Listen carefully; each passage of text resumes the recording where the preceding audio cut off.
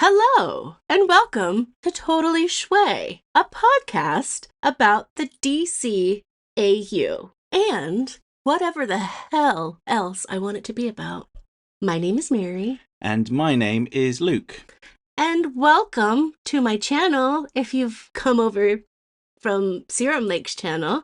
It's nice to see you. It's nice to hear you. Yeah. And thank you.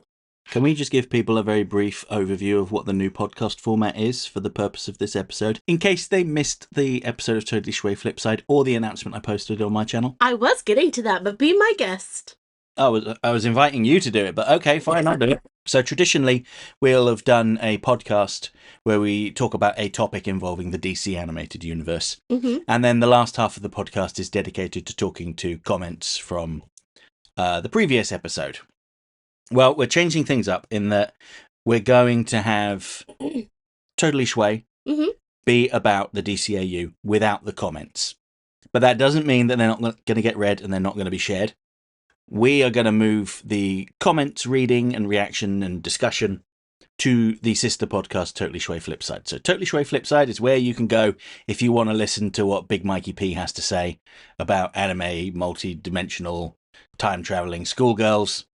And get the chicken update from Screen Wiper and hear about Doc Widener's brunch, or how Lowell Lucas Jr. is getting on with his eye, or what movies Ryan Jones has been to see recently, or occasionally I say hi. Yeah, well, yes. Delete it. I delete my hi because I'm like, am I weird? But yeah, there's loads of you that take part and share stuff about your life, and we want to continue that. It's just that Flipside is going to be the home for that now. Yeah, and like I said before, it's going to give me some time to have this guy that's sitting next to me, my husband. It's going to give us some time to actually do something on the weekends and also be able to go more in depth with the comments.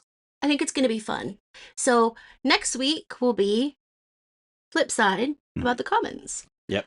Shall we get to the topic at hand today? Well, that's a very important question, and I'm glad you asked it. What is the topic of this week? The question. You see what I did there? So, the question from Justice League Unlimited is voiced by Jeffrey Combs. Yes, he is. Who we also know from a few other things. Yes, he was the Scarecrow in the new Batman Adventures. He's Brainiac. In the Injustice 2 game. Mm-hmm. Which I know very well, even though I've never actually played it. He was also the Question in The Brave and the Bold, but I see you've written down there that he was Kite Man in The Brave and the Bold. I don't recall that. That's what it says on IMDb. Oh. And he was also in Masters of the Universe Revolution as a character called Zodiac. And I've watched that, and I can't remember who that is. I think it's Zodak. Oh, Zodak. Oh, yeah. Sorry, I can't read. That's fine. Zodak, excuse me. Usually I have it on the iPad, but the iPad was in the other room, so I just wonder who Zodak is, because it sounds a bit like Hordak. I wonder if they're related. I'm just going to Google that while you talk. So, that was what I was going to say. I really like this person, this guy. Zodak is not related to Hordak. No. Sorry, I interrupted. Yeah. Now I forgot what I was going to say. You really like this guy? Yeah. So, one of the best things about these shows in the DCAU is when you hear someone, sometimes you get a hint of something else and you're like, what the hell have I heard them in? And the question, I always had this little thing in the back of my mind, like, where else have I heard him? Like, where? And then when I did look on the IMDb and it said Injustice 2, I was like, oh my God, how did I not know that? Do you know what I mean? It's like, how did I not know this? By the way, if you guys haven't played Injustice, pretty cool game, I guess. What would you rate it? I'd give it a very solid 8 out of 10. Mm-hmm. I enjoyed it a lot. I platinumed it. Most of the trophies were very easy, but there was one that was entirely determined by chance, and I remember I was just like grinding those. You had to buy like it within game points. You would buy like randomized loot boxes. Didn't Hmm. use real money, of course. So I saved up a load of money and then just went on a spending spree and just sat there spending until I got the required move for Catwoman for the trophy. And I was very pleased. It was like 2 a.m., I think. I was just laying there on the sofa going, next, next, next. I got it! All right, so let's go back to the question. Oh, yeah. So, who is the question? So the question is an investigative journalist, at least in the comic books, Mhm. named Vic Sage, or Victor Sage. He did have another name at one point, but they retconned that and got rid of it. Yeah. I think it was like Charles Sass or something like that. That's, you know what? I should look these things up, shouldn't I? But I'm going by my memory. I'm sorry. But he was created by Steve Ditko, who is the co-creator of Spider-Man. And he first appeared in the pages of Blue Beetle's comic that Ditko was given to revitalize after he left Marvel in, I want to say 1967, but it might have been 1968. And in the backup story was a character he invented called The Question, who is he's a very how can I say this? He's an odd character, let's put it that way. So he has like a synthetic skin mask that he wears over his face that bonds to his skin when he releases the gas. Hmm. The gas also changes the color of his skin and his hair. Sorry, not his skin, his clothes and his hair, excuse me. Hmm. Um, and Steve Ditko was kind of an odd man. He I saw love odd people he here. saw the world in black and white terms, like there is good, there is bad. He had created a character called Mr. A previously that was like a vigilante that treated things as good and bad. Mhm. Anything that is good, he would praise. Anything that is bad, he would punish, regardless of the scale of it. Now, admittedly, I've not read those Mr. A comics. I don't even know if you can get them in this day and age. I've seen panels from them, I've seen pages, but I have read the first appearance of The Question. In fact, I do have it somewhere in one of my comic boxes up there. And yeah, The Question is a watered down version of Mr. A, basically. He's I think he could be characterized as being like has very little tolerance for wickedness.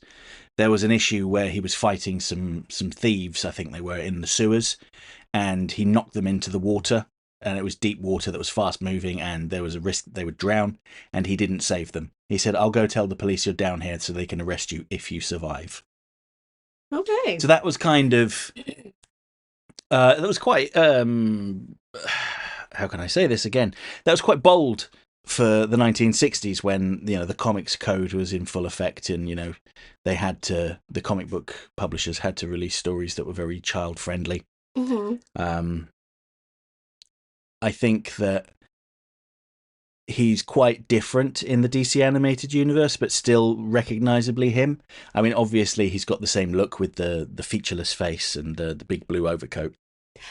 But he is a little bit different in terms of they've kind of modernized him, haven't they? Yes. Especially with the conspiracy theories and stuff like that. Yes, yeah, and I think they were having a little bit of fun with him and kind of maybe just lightly teasing Steve Ditko a little bit, or at least referencing Steve Ditko's peculiarities. Let's put it that way. So what are some of so I've got some questions here. Yeah, So is he different than he is in the comics? You've kind of answered that. yeah, I would say he is slightly different. Yeah. He's more like so when I should have clarified this earlier on. He was created for a company called Charlton Comics. Him and the Blue Beetle and who are some other ones? Captain Atom. They were all owned by this separate company, but they went bust, and DC Comics bought them in the 1980s. Hmm. Or they might even have bought them in the 70s. But after Crisis on Infinite Earths, when they reset all their continuity, they shuffled in some of these characters like the Blue Beetle and the Question and Captain Atom. And after Crisis, a man named Denny O'Neil ended up writing the Question. And Denny O'Neil is perhaps best known for reinventing Batman after the Adam West show, moving him away from silly, goofy antics to like globe-trotting, sexy action stories. He also revitalized Green Lantern and Green Arrow by pairing them up and having them go on a road trip across America trying to find themselves. There's a famous story they did Shouldn't where, we all do that at these points? well, maybe there's a famous story he did where the cover shows Speedy, Green Arrow's um, sidekick, has just shot up heroin, and there's like Green Arrow standing in the doorway going, "My sidekick's a junkie." That was a Denny O'Neil story. When was that? I want to say it was mid-70s. Wow. So in the mid 70s, they were very open about that. Yeah, they were allowed to do it because it Yeah. was an anti-drug story. Yeah, of Yeah. course. But it's still quite shocking Mm-hmm. because, did he actually use the Yeah. H word? Yes. Yeah. Wow. So he's been Not shooting like smack. Mac. Yeah, I think they said smack. They probably Yeah. said heroin as well. It's been a while since I've read it. But it's really awesome to hear that because, as a person that grew up with Dare, um for us that's like, you know, Batman had an episode like where he was like, you know, Yes. drugs were in a, warehouse.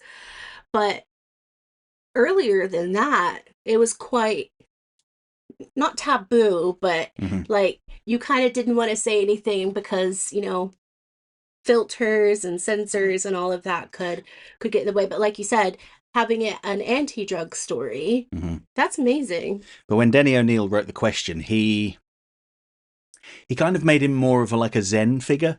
You know, he was almost like at peace with everything, I suppose. And he got more involved in martial arts as well. He ended up being trained by Lady Shiva and Richard Dragon after Lady Shiva had been hired to kill him. His civilian identity, the journalist. But then when she beat the crap out of him, she saw actually he does have fighting spirit. There's something worth saving here, and she's like, "Look, I'm not going to kill you. I'm going to send you off to better yourself and train with my former colleague Richard Dragon, and He's then got come back." gumption, gull, and game. Yes, yeah, and he ended up training under the same sensei as Batman as well. So my next question was, who created the question? But you've already Yeah, Steve answered that. Ditko. Steve Ditko. But I would argue that most of what we consider to be, the question in this day and age was written by Denny O'Neil. So Steve Ditko, but let's give a nod to Denny O'Neil as well. So we know the question is an investigator, Yes. and that is his strong point, especially in this show and Justice League Unlimited. Mm-hmm. How would you describe that sort of investigative, In the show. Yeah. Well, he's been reimagined from being like a professional investigator, or a journalist, Yeah. to a conspiracy nut. So it's like his hobby, but it's become his full-time job. Yeah. And he has a very important role in the Justice League. He does the investigations for them. Yeah. When it's in his first appearance, it's Fearful Symmetry, I think, the one that introduced Galatea, because we watched that recently, didn't we? For your Galatea video. If I remember rightly, Supergirl goes to the Justice League to get help, and she meets with Green Arrow, who offers to help her. And then they go to the question. I think it was Green Arrow's recommendation because they want to keep it on the down low, keep it quiet. But they actually want the investigation to be complete. And for as paranoid and maybe delusional as he is, he's an excellent investigator. And he uncovers the secrets. And the funniest thing is he comes out with these absurd conspiracies. But most of them turn out to be true. Yeah. He talked about aglets, the little things on the end of shoelaces. And while he's being tortured, they say to him, tell us what you know. And he goes, the true meaning of aglets is sinister. That is one of my favorite things. Yes, there's a DCAU themed blog. I think it's called Aglets Are Sinister. One of the writers commented on one of my videos recently, and I checked it out, and it was very good material there. They uncovered some rarely seen material, stuff that I'd never seen before from Superman the Animated Series Writer's Bible. I've been meaning to try and get a copy of that, but yeah, that's a good little plug there. So, Google Aglets Are Sinister. I think that's what it's called. I'm going to look on my phone now. My next thing is, we know a very famous investigator a very famous detective. Mm-hmm. That's Batman. How is the question's investigative style different than Batman's in JLU? So the question is more upfront. Mm-hmm. He's also kind of a bit deceptive because he disguises himself as a taxi driver, or he pretends to be a taxi driver. Cool car. Well, yeah, that's true. He does have a cool muscle car, doesn't he? But he like there's a scene where he picks up a journalist from a bar, and he pretends he's the taxi driver, and he drives the guy into the alley, and he's like, "Hey, this isn't the way to my house." He goes, "Yeah, I know. You're going to answer some questions for me, Mr. Journalist." And the guy's incredulous, like, "How dare you? You got to let me out." That when we see his face. Yeah, you see his Yeah. face, and then he just releases the gas, and then turns around, and he's got no face. Yeah. And the guy's like, "Oh!" Yeah. And the question gets his answers. The thing I really like about him though is they added something to his character that he really loves highly manufactured pop music, like Britney Spears style pop music. That's the stuff he listens to in his car. That's the stuff he sings along to when he's like trying to break into that lab. There's a great scene actually when I think it's Green Arrow and Supergirl have snuck into the lab because Green Arrow is pretended to be a security guard. Yeah, I know what you're talking about. Yeah, they gave the guy the money to make the actual security guard because Mhm. Green Arrow's a billionaire. He gave him money to send him away, and then he took his place. He said, "Oh yeah, he won the lottery, so I'm covering for him tonight." And then while it was quiet, he let Supergirl in. Later on, the question turns up, and he's like examining the door, going, "It's locked. Can't open it."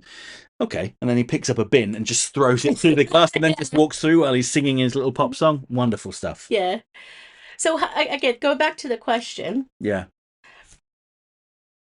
So you think that the question is more upfront? I think he's more upfront. He's a bit more deceptive than Batman Yeah. because Batman will just grab you from out of nowhere and dangle you off of a ledge and say, "Tell me what you know." Whereas the question kind of he plays with people a bit more. Yeah. I think it's a bit more jovial in a way. Yeah. Whereas Batman is just always just super serious because Yes. Batman's super serious. Trauma does that to someone. Mm. Yeah, the question is also really funny. Yes. Sometimes unintentionally. Yeah. He's not trying to be funny, but his sincerity in what he believes and what he says is comical. I'm talking about both types of funny as well. Oh yeah, of course. And then there are times like with the pop song where he is genuinely funny. I love it. Okay. My next thing is you've talked about it a few times now, his mask. Mm-hmm. Is it the same in the comics as it is in JLU? Yes. Yeah. Yeah. So it's like almost like an artificial skin that was designed to heal wounds, or you put it over a wound and it just looks like skin, covers them up while they heal. Yeah. But apparently, when it comes into contact with like blood or the interior of your body, it can be toxic, so it was abandoned. Oh man. But a scientist used it to turn it into a mask, and they gave it to Vic Sage to hide his identity because apparently everybody knows who Vic Sage is. He's on TV, I guess. He's a TV journalist. And yeah, and so he to like mask his identity, he wore the skin over his face, and now has no features, no identity. Yeah. The next thing we already talked about, first appearance. Yes, that was a good episode though, wasn't it? I believe it's called Fearful Symmetry. It's the one where Supergirl starts having nightmares about doing horrible, murderous things, and she comes to find that she has been cloned by Cadmus, and she has a psychic link with the clone and can see what the clone is doing. Yeah. Similarly, the clone can see what she's doing, and the clone is outraged by just how soft she is, and makes her feel guilty. Yeah. There's a very good scene with the question at the end where he makes a very sound observation that Galatea could kill all of them very easily, but she hasn't done that. And he says, "I don't think you can do it because the visions go both ways. You know, Supergirl feels what you feel what Supergirl feels, and Supergirl is a decent person that wouldn't murder anyone, and I don't think you will kill us." And he's right, because she goes to like flatten him, and then she's like, "I can't do it." I think that's such an important episode. Yeah. Just in the entire series, because it's that thing right there. That paragraph of what he is saying Yeah. says a hell of a lot about Supergirl, Galatea, but it can also be used in other contexts. Yeah. So I really, really love that. And speaking of things that I love, Mm-hmm. the next two things are really cool. So we'll talk about his love.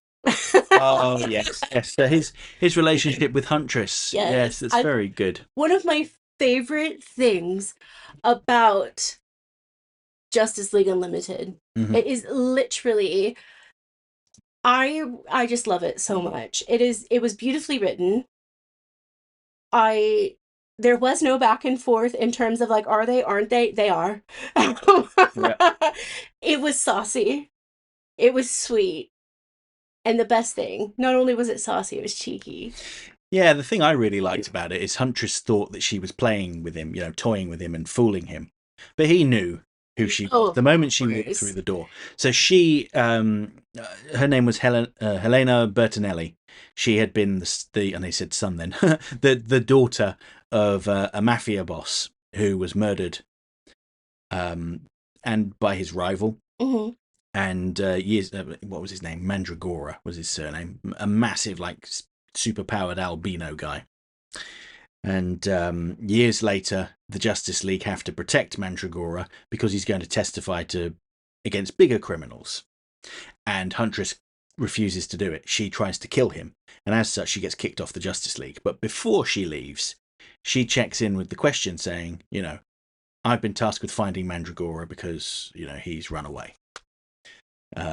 I think that you're the best investigator here. You'll help me find him. Hmm. And he's like, oh yeah, okay, yeah, I'll do that. Yeah, I'm the best. Of course I am.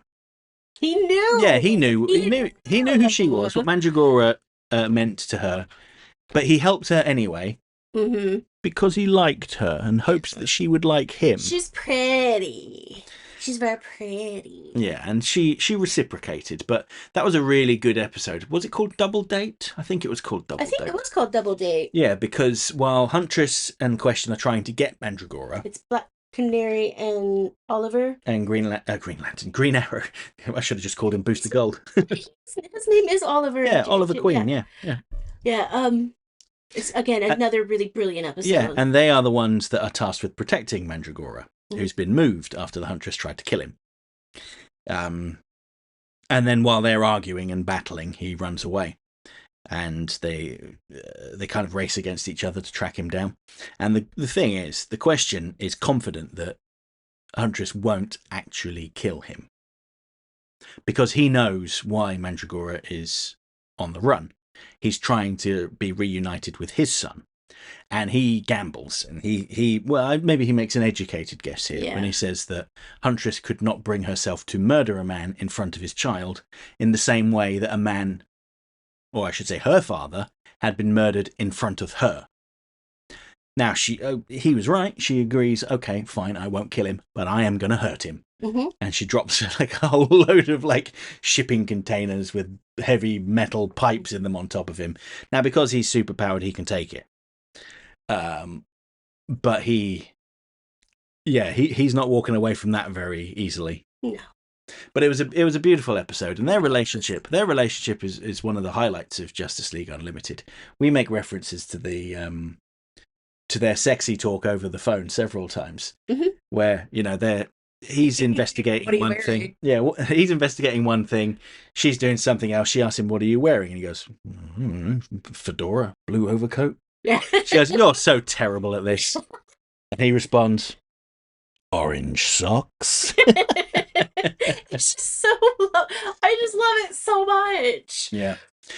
But yeah, I mean, I'm going to ask you a question now. So okay. Yeah, so prepared for this? Yeah, well, you should be. Out of all of the stuff the Question does, which Question moment is your favorite in Justice League Unlimited?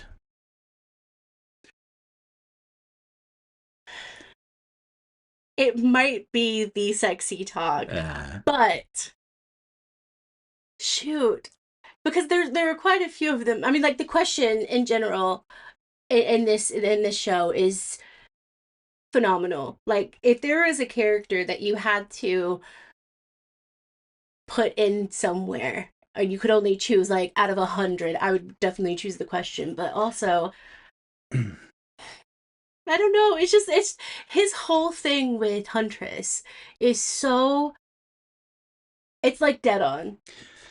But yeah, So one of the things I really I didn't liked. answer your I mean, question. you did. You said it Yeah, was a sexy it talk. really was. Because I talk about it all the time outside of things. Not all of the time, but you know what I mean. Yeah. Orange socks is a reference. In fact, you made that joke the other day. I was like, yeah. um, so one of the things I really like is his role in the Cadmus arc. So he is investigating Cadmus, trying to find them, and he uncovers the secret about what the Justice Lords did on their Earth and how they had murdered duly elected President Lex Luthor Mm-hmm. and basically became fascist overlords. And the question's like, it's going to happen again. Luthor's decided he wants to run for president. He's polling really well. He goes rogue. Yeah. He absolutely goes rogue. He said, well, listen, the thing that will cause Armageddon and the superpowered arms race to really come to a head is if Superman kills Lex Luthor. We can't let that happen. So I will kill Lex Luthor. It's not that we've got to stop Lex Luthor. He's like, does it? He's like, yeah, Luthor's got to die, but it's going to have to be me. They'll recover from this because I'm crazy. no one's gonna be upset that a crazy man killed Lex Luthor. Mm-hmm. It's not going to ruin anyone's reputation. They'll recover from it. I think is what he says. Yeah. And it's such a wonderfully dramatic moment where he takes his tie off, with the implication being that he's going to garrote Luthor with it and choke the life out of him. But Luthor has superpowers and he beats the Question senseless, and they take him to the Cadmus base and interrogate him. And that's when Yes. Aglets are sinister. No, it's still the sexy talk. Although I do like the anglets. Yes. Do you remember, actually, I just remembered what he was investigating when he was doing the sexy talk with I forgot what it was. He was investigating Baskin Robbins. He goes, aha! Flavor. Yeah, there are 33 flavors. And he gets his camera out and takes a picture of it. I love it so much. That's great. But when he's being interrogated by, I think his name's Dr. Moon, and tortured, yeah, he just cuts spouting out all of these deranged conspiracy theories. He's basically biding his time because he knows Huntress is going to come and rescue him. Yeah, of course. And I really like that she lured Superman in by tying up Jimmy Olsen and gagging him and using his signal watch to summon him. She could have just taken the watch. Yeah, she could have just taken the watch, but she tied Jimmy up and left him there in danger. Well, in the possible danger. He was fine the whole time. Yeah. But the thing I loved about that scene is when Superman turns up, Jimmy's like, and Superman's like, yeah, in a minute, Jimmy, I'm talking to Huntress. Yeah. Yeah, screw you, Jimmy. It's so, it's so phenomenal. Yeah. I don't use that word lightly, and it's very few times when I'm talking about an animated show, but with this, they not only hit the nail on the head, they perfected it. Yeah. In my opinion. Yes. Yeah. And it sucks. Yeah, I think they really, Justice League Unlimited really was head and shoulders above Justice League, even though Justice League Season 2 is really good as well. Mm-hmm. But Justice League Unlimited is just light years ahead, just because they draw on all of the happenings from earlier shows. Mm-hmm. Professor Milo and Hugo Strange are in Cadmus. Professor Milo, for God's sake, that loser. And obviously he's deliberately a loser, but it's one of my least favorite people. Oh yeah, you're not supposed to like him. Excuse me, characters. I know there are some people that like Professor Milo. But anyway.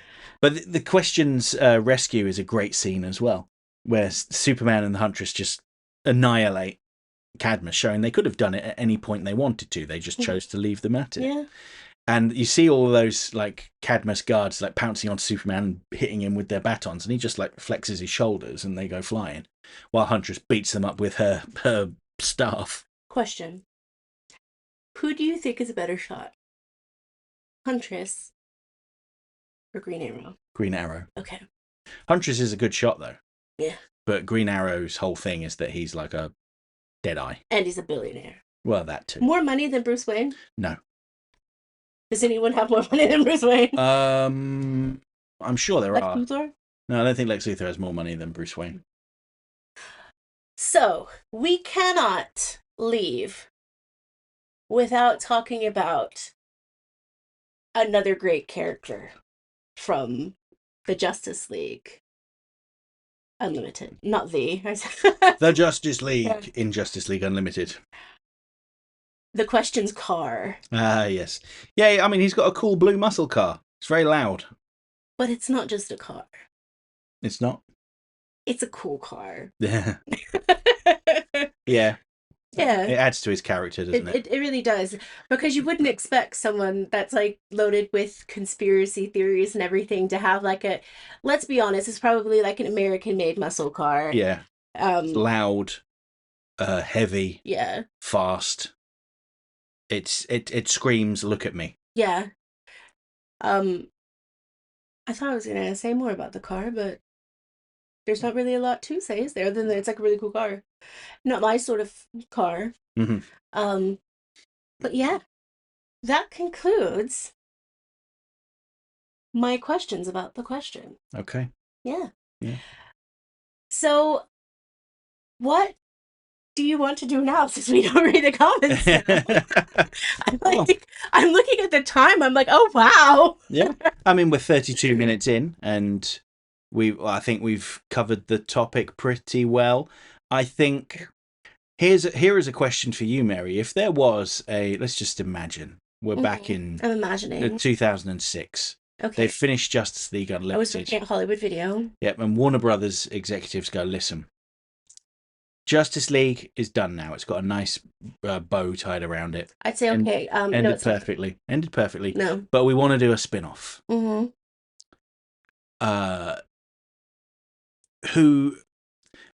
And they say that they would like to use the question in the show. Mm-hmm. Now. No, I already. You can stop there. It's gonna be the Question Huntress, and it's gonna be their love story, but also they're gonna kick ass. So, like a heroic Bonnie and Clyde investigating crimes without killing people. Without killing. Well, yeah, of course, it's a kids' Yeah. Okay, but if they said, "Well, look, we could do that, or we could do a Green Arrow and Black Canary show." You know, I'll do Question Huntress any day. Okay, they say, "All right, we could do that." I do love the Black Canary and Green Arrow. I love that, but the Question and Huntress, yeah. Okay, but they say we could do that. Okay. Or we could do more Batman the Animated Series. I think I'd quit by then, to be honest with you. None of the above. I would be like, why can't you just make all of them? Because there's only so much time. But this was a Cartoon Network. Yeah. And they made cartoons that were like a lot less interesting. Yeah, it's true. For a lot more. Yeah. No, so what was the last thing you said? So, okay, they could do the Question and the Huntress or do more Batman the Animated Series. I would say Question and Huntress. Okay. And I'll give you my answer, my reason why. Batman the Animated Series was filled with beautiful lessons, great actors, great writers, directors, animators, all of that. But I think it had been done. As in, not like, it's that particular era had been done. And although we love it, it's beautiful the way it is. And I think if they would have, especially around that time when so many movies and stuff started getting remakes and all of that, it kind of dilutes your feelings toward certain things. Mm-hmm. And I think it would have ended up being like that for me anyway. Mm-hmm. So I would want something fresh and new. Not that Batman wasn't fresh, whatever, but I don't want to dilute how I feel about Batman the Animated Series. Okay. I would say give me more Batman the Animated Series, but that's just what I always said. But it's impossible now.